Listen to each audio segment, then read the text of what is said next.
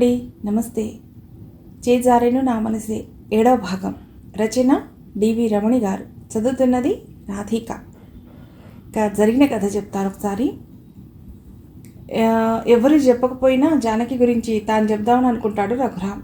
పెద్ద ఆర్భాటం లేకుండా గదిలోకి పంపిస్తారు పెద్దవాళ్ళు. కష్టపడి రఘురామ్ జానకితో తన పరిచయం నుంచి మొదలెట్టి అరుణకి మొత్తం చెప్తాడు. అరుణ చాలా బాధపడి గదిలోంచి వెళ్ళిపోతుంది. రఘురామ్ చెప్పేసిన తర్వాత రిలీఫ్గా నిద్రపోతాడు. ఇక తల్లి వచ్చి లేపుతుంది రఘురామ్ని, తిడుతుంది. అరుణ ఎక్కడుందా అని వెతుకుతూ ఉంటారు. ఇక కథలోకి వెడతాం. గదిలోంచి నెత్తి కొట్టుకుంటూ వెళ్ళిపోయింది. నేను మంచం దిగి అన్ని గదులు చూశాను. నాకు ఒక పక్క ఆందోళనగా ఉంది, ఎక్కడికి వెళ్ళింది అని. బాల్కనీలో సోఫాలో పడుకునింది. తేలిగ్గా ఊపిరి తీసుకున్నాను. అమ్మయ్య అనుకుని పక్కకి వెళ్ళి అరుణ అరుణ ఇక్కడ పడుకున్నావేమిటి అని లేపాను. కళ్ళు తెరిచి నన్ను విస్మయంగా చూసి తర్వాత చాలా కోపంగా బెడ్రూమ్లోకి వెళ్ళిపోయింది. నేను వెనకాలే వెళ్ళాను. మొహం చూస్తేనే తెలుస్తోంది రాత్రంతా నిద్రపోలేదని. కొంచెం గిల్టీగా అనిపించింది. నేను హాయిగా ఎలా నిద్రపోయానా అని. అంటే నాకు అరుణ గురించిన బాధ లేదా? అరుణ ప్లీజ్ ఏమన్నా చెప్పు. నేను నా గతం నీకు తెలియకుండా దాచలేకపోయాను. చెప్పాలనిపించి చెప్పాను. నువ్వు ఎలా తీసుకున్నావో మరి చెప్పాలి కదా. ఏం చెప్పను బావా. ఎన్నో ఆశలతో, ఎన్నో కోరికలతో, ఇంకెన్నో ఊహలతో జీవితాన్ని కోరుకున్నాను. నువ్వు శాసించావు కదా. ఈ చెప్పుకోలేని బాధని, కళ్ళల్లో నీళ్లు అన్నీ మొదటి రాత్రే ఇచ్చావు. Thank you very much. ఇప్పుడు డైవర్స్ ఇస్తానంటావు. నీకేమీ బాధ ఉండదు, ఎలాగో పెళ్ళొద్దనుకున్నావు కనుక. నీ ఊహల్లో జానకి బతికే ఉంది కనుక. కానీ నా పరిస్థితి ఏమిటి? నేను పెళ్ళికి ఒప్పుకున్నాను. ఎటో చూస్తూ చెప్తోంది. నాకు చాలా బాధగా ఉంది అలా అయినందుకు. అరుణ బాధపడుతుంటే గుండెనెవరో మెలి తిప్పినట్లయింది. నీ మీద కోపంతో నేను వెళ్ళిపోతే నేను ఎలా ఉండగలను? అమ్మా నాన్న ఏమవ్వాలి? నానమ్మ, అత్తయ్య, మావయ్య తట్టుకోగలరా? వాళ్ళ గురించి ఆలోచించావా? కళ్ళలోంచి నీళ్లు జలజల రాలి పడుతుంటే అంది. అరుణ అని చెయ్యి మీద చెయ్యి వేయబోతుంటే డోంట్ ఎవర్ టచ్ మీ అరిచింది కోపంగా. ఏం చేయమంటావు? ఏం చేద్దాం నువ్వే చెప్పు. నువ్వు చెప్పిన దాన్ని బట్టి నువ్వు జానకిని మర్చిపోలేవు, నాకు అర్థమైంది. మనసులో ఒకరిని నింపుకుని ఇంకొకరితో ప్రేమ కుదరదు బావా. అది అర్థమవుతూ నీకు దగ్గర కాలేను. ప్రేమ లేని ఆ సంసారం నాకొద్దు. అది కాదరుణ, నేను అమ్మకి చెప్పాను నీకు ముందే చెప్పమని. నువ్వెందుకు చెప్పలేదు? నీది కదా బాధ్యత. నేను పెళ్లి చేసుకునేదాన్ని కాదు ముందు తెలిస్తే. ఏ నీకొక్కడికే మనస్సుందా? నాకు లేదా? నిండు మనసులో చోటు కోరుకున్నాను, అది తప్ప? నన్నే నువ్వు ఇష్టపడుతున్నావని చెప్పినందుకు పెళ్ళికి ఒప్పుకున్నా. నాకు నోట మాట రావటం లేదు. ఇంకొకరితో కలిపి నేనేమీ పంచుకోలేను. చిన్నప్పటి నుండి ఏదైనా నాతో పంచుకుందుకు సిబ్లింగ్స్ లేరు. నువ్వు నన్ను చూసినప్పుడల్లా నీకు జానకి గుర్తొస్తుంది. నన్నుగా నువ్వు ఈ జన్మకి ఇష్టపడలేవు. నన్ను ఎంతమంది ఇష్టపడ్డా, కావాలనుకున్నా, ఎక్కడో నాకు తెలియకుండా నీ మీద నాకు మనసుందని అనుకున్నాను. అత్తయ్య వాళ్ళు చెప్పినప్పుడు గట్టిగా కాదు అనలేకపోయాను. నాకేం తక్కువ? అందంగా ఉండనా? చదువు లేదా? ఆస్తి లేదా? కళ్ళల్లో బాధ, మాటలో ఆవేదన. సారీ, వెరీ సారీ అరుణ. నేను నిజాయితీగా ఉండాలని నీకు చెప్పాను, దాచిపెట్టాలని కాదు. పోనీ ఓ పని చేద్దామా? ఇంకా ఏమన్నా మిగిలిందా బావా? మనం మొదట ఫ్రెండ్స్గా ఉందాం ప్లీజ్. ఒక 6 నెలలు ఏవీ జరగలేదనుకో ప్లీజ్. నా వంతు ప్రయత్నం నేను చేస్తాను అరుణ, సిన్సియర్గా అన్నాను. కొన్ని క్షణాలు నా మొహంలోకి చూసి, ఒక్క రాత్రిలో నన్ను ఒక అగాధంలో పడేసావు కదా బావా. సరే ఎవరికి ఏం చెప్పనులే, నీ పరువు పోతే నాకే కదా అవమానం అని నా వైపు కూడా చూడకుండా బయటికి వెళ్ళిపోయింది. ఆ నిర్ణయం వినగానే చాలానే దుఃఖంగా అనిపించింది. కింద నుండి గట్టిగా అరుపులు వినిపిస్తే వెళ్ళాను. అమ్మమ్మ మంచం దగ్గర నిలబడి అన్న గట్టిగా అంటోంది. ఏం తల్లి, నీకు ఇప్పుడు సంతోషమా? నీ మనవడికి పెళ్లి కావాలి అంతేగా, ఇప్పుడు తృప్తిగా చచ్చిపో మరి. దిండు విసిరేసి వంటగదిలోకి వెళ్ళింది. అమ్మ కాఫీలు కలుపుతోంది. అత్తయ్య, చిన్నప్పటి నుండి నీ పోలిక అంటూ ఒక్కటే ముద్దు చేశావే, ఎందుకు ఇంత అబద్ధం చెప్పావు? అదేంటి అరుణ, నేనేం చెప్పాను? అమ్మ అంది, కానీ మాట తడబడింది. ఎందుకు దాస్తావు? బావకి నేనంటే ఇష్టమా? పెళ్లి చేసుకుంటే నన్నే చేసుకుంటాడా? ఇది నిజమా? కాదని నీకు తెలుసు. జానకి గురించి నీకు తెలీదా? ఆ అమ్మాయి వచ్చి ఇంట్లో కూడా ఉందిట. తెలిసి ఎందుకు ఇలా చేశావు? నేను బాధపడనా? లేక నేను బాధపడ్డా పర్వాలేదా? నీ కొడుక్కి పెళ్ళైతే చాలు. ఇదే కదా ఆలోచన? చదువుకున్న కోడలు కావాలి, అంతే కదా? అంతా కలిసి నన్ను ఎంత అన్యాయం చేశారు. నన్ను ఒక స్కేప్ గోట్ చేసేశారు కదా. కళ్ళలోంచి నీళ్లు బుగ్గల మించి జారిపోతుంటే అంది అరుణ. హాల్లో నాన్న కూర్చుని ఉన్నారు. అమ్మ మాట్లాడకుండా కాఫీ తీసుకుని నాన్నకిచ్చింది. అరే, ఇంతమందికి బాధ కలిగించానా అని మొదటిసారి ఎక్కువగా బాధపడ్డాను. అరుణ ఫోన్ చేతిలో తీసుకుని ఒక నెంబర్కి డయల్ చేసింది. రాగిణి, నేను అరుణ. నెక్స్ట్ వీక్ బెంగళూరులో సెమినార్కి నాకు కూడా టికెట్ తీసుకో, నేను మీ ఇంటికి వస్తున్నాను అని ఫోన్ పెట్టేసింది. అందరి వైపు తిరస్కారంగా చూసి గదిలోకి వెళ్ళిపోయింది అరుణ. అందరిలోనూ ఒకలాంటి గిల్ట్. ఏమీ అనలేక అంతా కామ్గా ఉన్నారు. అరుణ వెళ్ళటం చూసి నా గదిలోకి వచ్చాను. ఎవరిని ఏమీ అనలేని పరిస్థితి. ఎలా దీనిలోంచి బయటికి రావటం? కోపం వచ్చి గోడని కొడితే చేతికి గాయమై బాధగా ఉంది. అందుకే ఇదంతా తప్పించుకోవాలని తీవ్రంగా అనుకున్నా, కానీ జరగలేదు. ఈ పెద్దవాళ్ళకి వాళ్ళ వైపు ఆలోచన తప్ప ఇంకొకటి ఉండదు. వెనకటి రోజుల్లో పెళ్లి చేస్తే దారిలో పడతాడని అన్ని వ్యసనాలున్నా పెళ్లి చేసేసేవారు. ఎందుకో నాకు కూడా అలాగే పెళ్లి చేసినట్లు అనిపిస్తోంది. ఇంట్లోనే ఉండి అందరి చేత పాఠాలు చెప్పించుకోవాలని లేదు, కానీ ఎక్కడికి వెళ్ళాలి? ఈ వారం అంతా లీవ్ క్యాన్సిల్ చేసుకుని ఆఫీస్కి వెళ్ళిపోవాలనిపించింది. కానీ అందరికీ తెలుసు, పెళ్ళైన 3వ రోజే ఆఫీస్కి పెడితే అక్కడ నీతులు ఉండవు, ప్రశ్నలు ఉంటాయి, అనుమానపు చూపులు ఉంటాయి. ఈ యథం ఏమైనట్టు పెళ్ళైతే కంప్లీట్గా దూరం అయిపోవాలా? నేను ఎలా ఉన్నానని అడగాలి అనిపించలేదు వెధవకి. సరిగ్గా టైంకి హ్యాండ్ ఇచ్చాడు అని ఫోన్ కలిపాను శ్రీధర్కి. హలో, ఓ ఎలా ఉన్నావు పెళ్ళి కొడక? నవ్వుతూ పలకరించాడు. వాడి గొంతు వినగానే ప్రాణం లేచొచ్చింది. ఎరా, ఆఫీస్లో ఉన్నావా? కాక మాకేమన్నా పెళ్ళా, సెలవులు ఉన్నాయా? అడగడం భావ్యం కాదని అనిపిస్తున్నా. ఎరా, ఒకసారి రాగలవా అని నసుకుతూ అడిగాను. ఒక క్షణం కామ్గా ఉన్నాడు, అర్థమైనట్టు. రఘు, లంచ్ టైం తర్వాత రాగలను. ఇప్పుడే ముఖ్యమైన పని గురించి మాట్లాడుతున్నారు. వెంటనే వచ్చేస్తే బాగుండదు. ఈలోపు నువ్వేమీ టెన్షన్ తీసుకోవద్దు, వస్తాను అని ఫోన్ పెట్టేశాడు. లంచ్కి ఇంకా బోలెడంత టైం ఉంది. గదిలోంచి బయటికి రాలేదు చాలాసేపు. స్నానం చేసి బిర్లా మందిర్కి వెళ్ళాను. ఎందుకో అక్కడ చాలా ప్రశాంతంగా ఉంటుంది. ఎప్పుడు కూర్చునే చెట్టు కింద కూర్చున్నాను. అన్నీ రీల్ అవుతున్నాయి. అక్కడ ఎన్ని గంటలన్నా గడపగలను, ఎందుకంటే నా పక్కన జానకి ఉన్న ఫీల్ కోసం వచ్చేవాడిని. కానీ చిత్రంగా ఈరోజు జానకి ఆలోచనలో కూడా రాలేదు.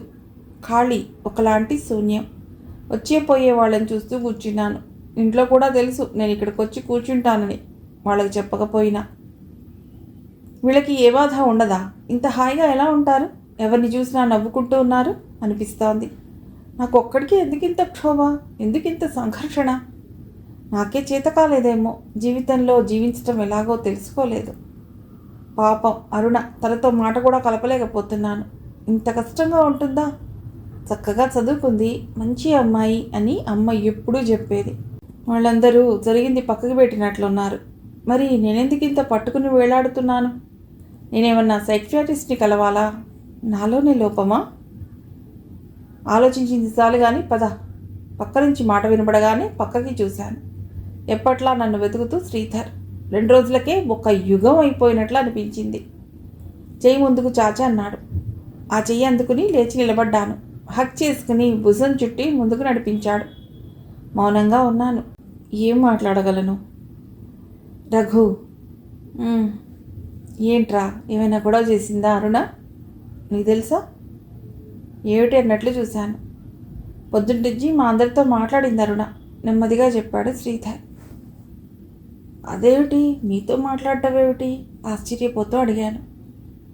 అవును, నువ్వు చెప్పింది ఎంతవరకు నిజం అనేది క్రాస్ చెక్ అనుకో, కూల్గా అన్నాడు. నా గురించి ఏమనుకుంటారంతా? అరుణ నేనంత దగాకోరనని అనుకుంటోందా? నాకు చాలానే కోపం వచ్చేసింది. అది కాదురా రఘు, తన పరంగా ఆలోచించు. ఏమిటి ఆలోచించేది? నేను చెప్పానుగా, ఏదైనా ఉంటే నన్ను అడగాలి, అంతేగాని నా ఫ్రెండ్స్ని అడగడం ఏమిటి? పోరా, నాకు నచ్చలేదు.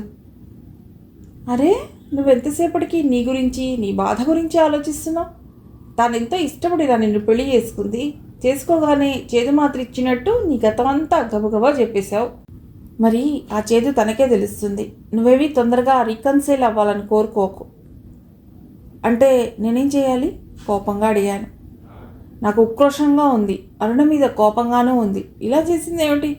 నేను తనకి మేమిద్దరమే ఉండగా చెప్పాను. తన ఆ విషయం 10 మంది దగ్గరికి తీసుకువెళ్ళింది. చాలా అవమానంగా ఉంది నాకు. పద లంచ్ చేద్దాం అన్నాడు శ్రీధర్. నో, నేను ఇంటికి రాను అన్నాను.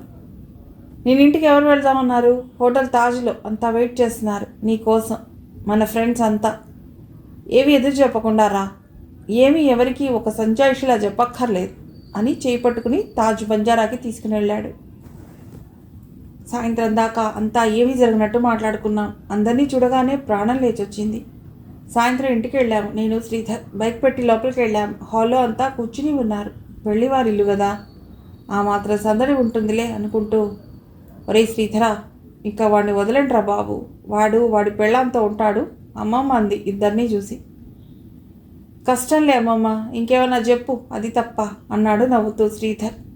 అని ఇంకా కొనసాగిస్తూ, అమ్మమ్మ ఇది చెప్పు, ఈ రోజుల్లో పెళ్లి కాగానే ఇద్దరిని వదిలి అంతా కాసి వెళ్ళిపోయేవాళ్ళ అమాయకంగా అడిగాడు.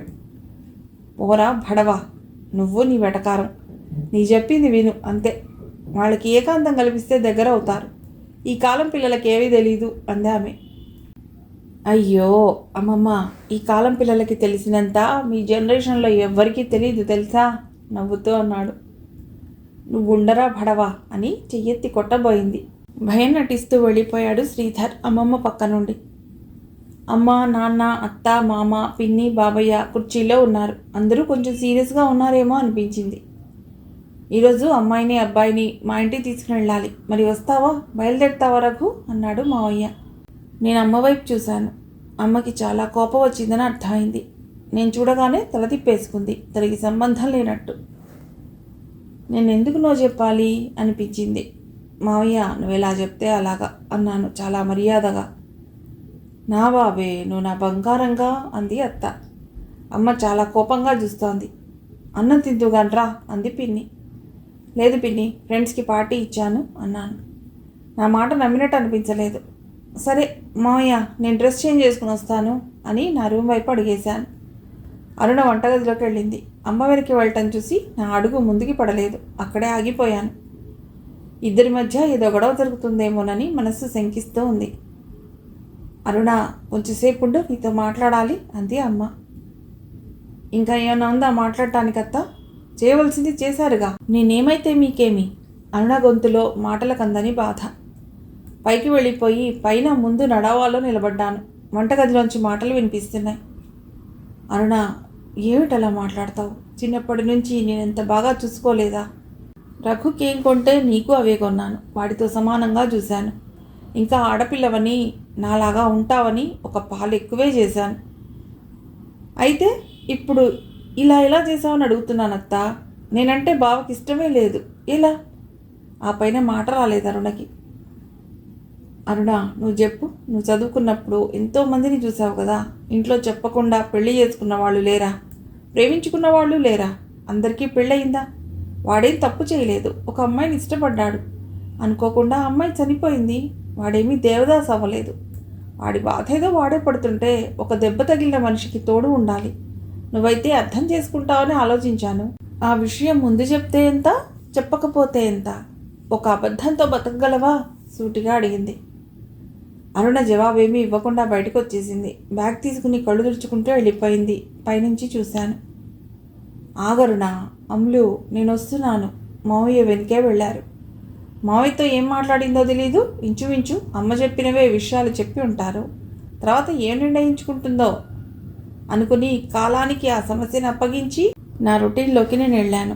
మావయ్య వాళ్ళ ఇంటికి తీసుకువెళ్తానన్నారు. మరి అరుణ లేకుండా నేను ఎందుకు వెళ్ళటం? ఆఫీస్కి వెళ్ళలేను. ఇంకా 5 days ఏం చేయగలను? గదిలోకి వచ్చి పెళ్ళికి నాకు వచ్చిన గిఫ్ట్స్ చూసుకుంటూ ఉన్నాను.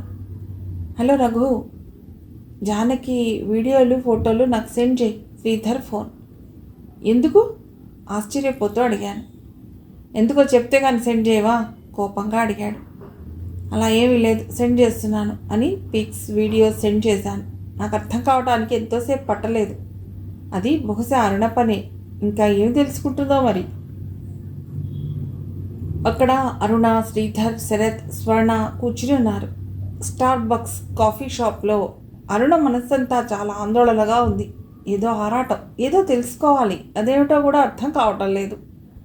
ముందు ఫ్రెండ్స్ని కలిసి అడుగుదామని ఆ కాఫీ షాప్లో ఏర్పాటు చేసింది.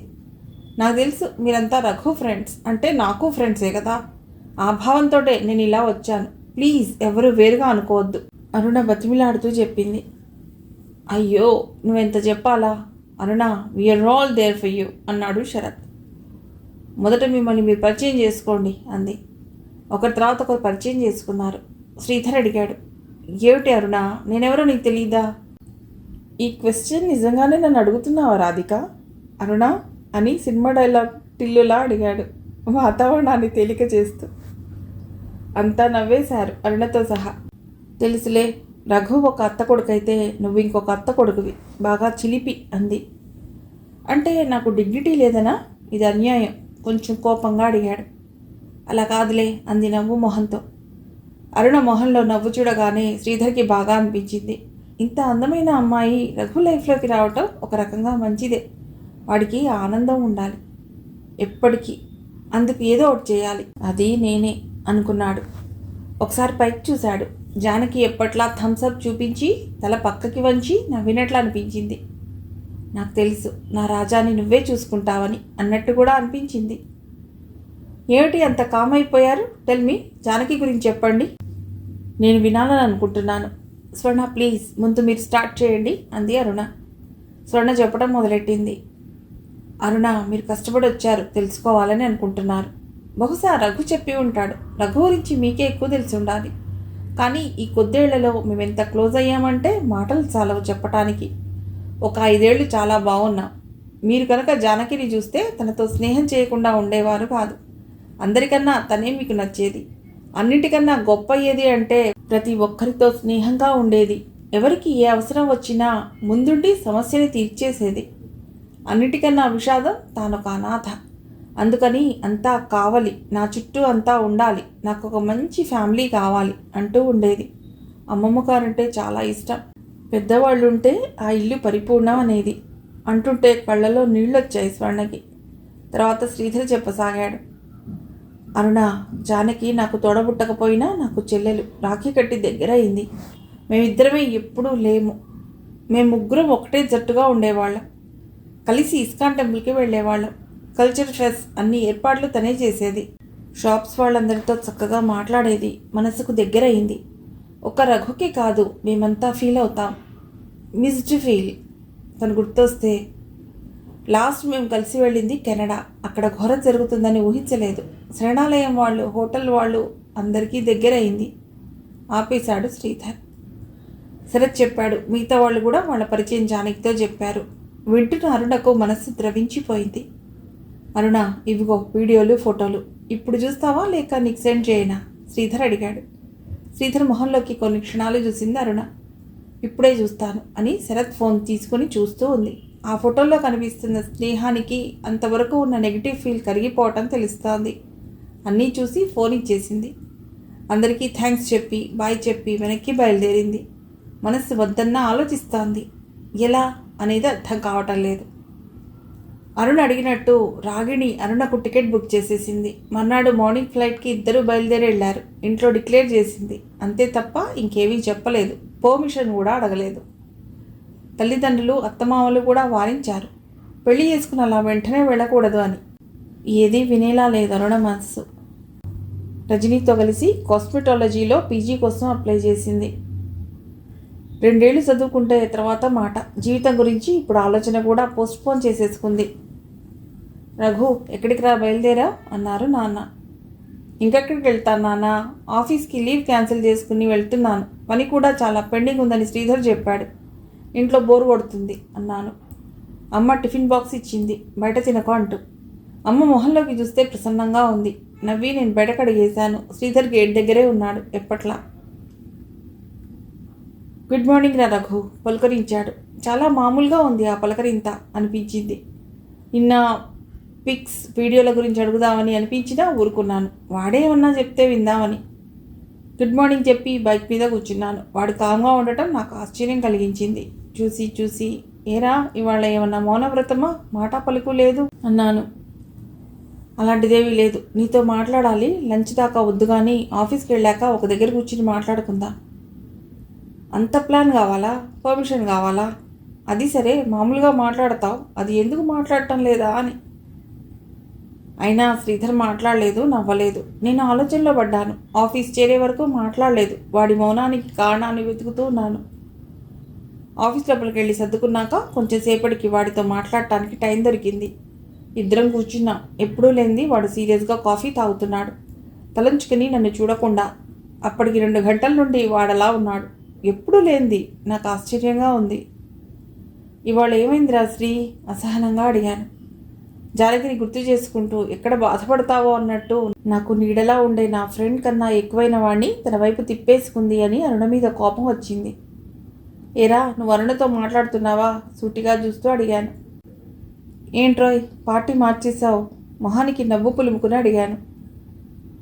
నిజం చెప్పరా, అరుణని నీ అంతటా నువ్వు ఎప్పుడైనా పలుకరించావా? కాసేపు నీతో నేను మాట్లాడకపోతేనే నీకు ఇలా ఉంది.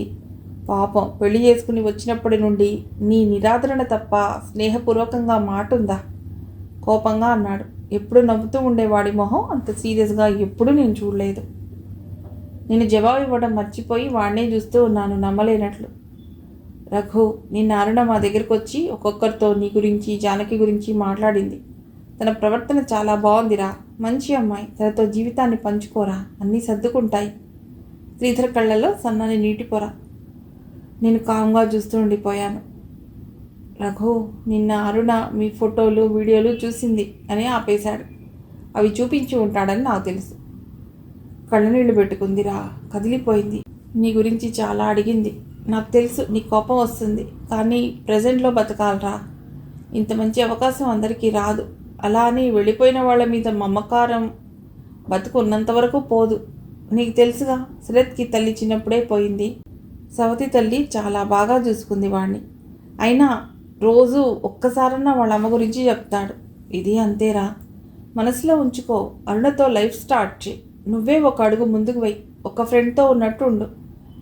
ఇంచుమించు అంతా ఇదే చెప్పారు. వీడు కొత్తగా చెప్పిందేమీ లేదు. నేను వెళ్ళటానికి లేచి నిలబడ్డాను. అయిందా? ఇంకేమైనా ఉందా?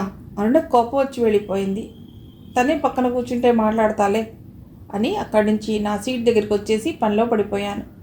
ఆలోచనలన్నింటినీ మూటగట్టి మనస్సు అట్టడుగు పొరల్లో నిక్షేపం చేసేసి నా దగ్గరికి వచ్చి శ్రీధర్ కొన్ని క్షణాలు నిలబడి వెళ్ళిపోయాడు.